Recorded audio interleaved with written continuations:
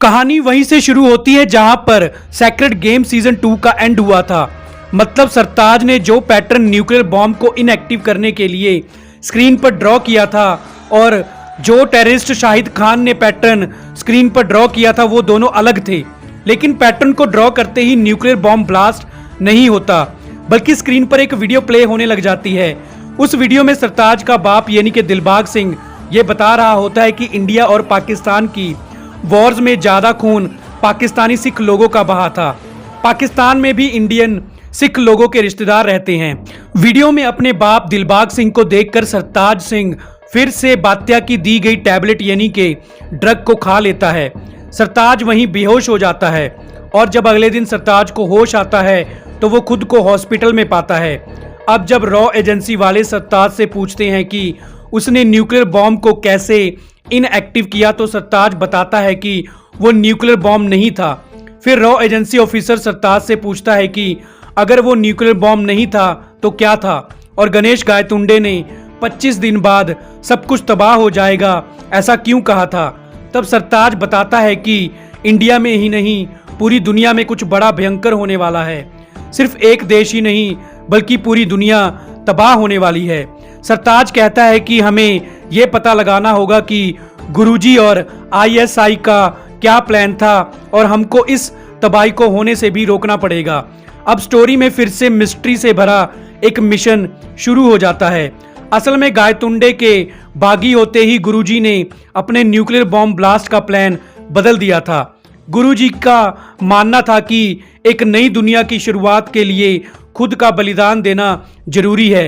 इसलिए गुरुजी ने medical science की मदद से अपने आश्रम में ही एक ह्यूमन वायरस तैयार करवाया और अपने आश्रम में आने वाले अनुयायियों को कहा कि वो इस वायरस को अपने शरीर में प्रवेश करवाकर पूरी दुनिया में घूमने चले जाएं और उस वायरस को एक ह्यूमन से दूसरे ह्यूमन तक पहुंचा दे। उस वायरस के कारण हर कोई इंसान ज़ॉम्बी यानी दूसरे इंसान का दुश्मन बन जाएगा और उसको मारने और खाने लग जाएगा और इस तरह पूरी दुनिया ही तबाह हो जाएगी। गुरुजी ने गायतुंडे के हाथों खुद को ही मरवा दिया क्योंकि गुरुजी चाहते थे कि इंसान ही इंसान का दुश्मन बन जाए और भगवान की बनाई ये दुनिया खत्म हो जाए।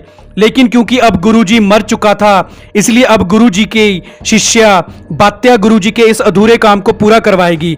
बात्या ने अपने आश्रम से आने वाले सभी अनुयायियों को उस वायरस को अपने अपने शरीर में ले जाकर खुद को बलिदान देने के लिए तैयार कर लिया था। गुरुजी को मारते ही गायतुंडे को भी गुरुजी के इस दूसरे प्लान के बारे में पता चल गया था। असल में गायतुंडे जब गुरुजी को मारता है उससे पहले ही गुरुजी ने गायतुंडे के शरीर में वो वायरस टैबलेट के थ्रू डाल दिया था। गायतुंडे को पता था कि वायरस अब उसके शरीर में जा चुका है और 25 दिन बाद वो पूरी तरह से ज़ॉम्बी बन जाएगा।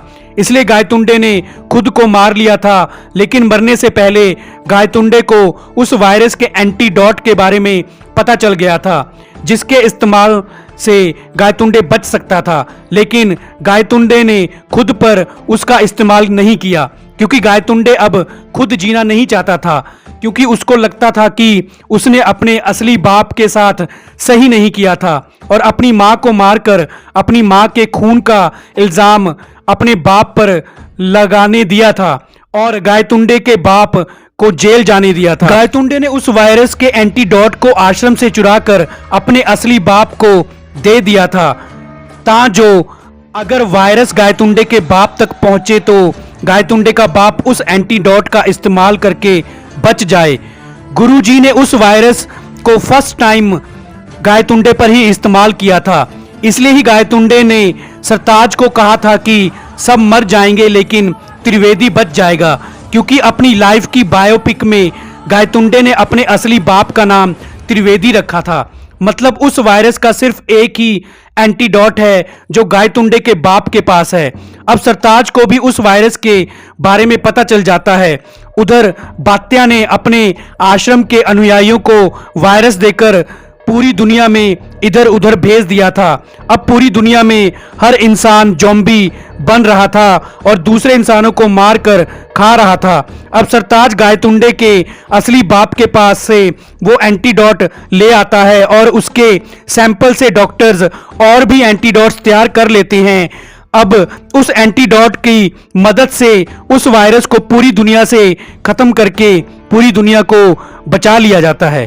तो दोस्तों, हमारी वीडियो पूरी देखने के लिए आपका धन्यवाद।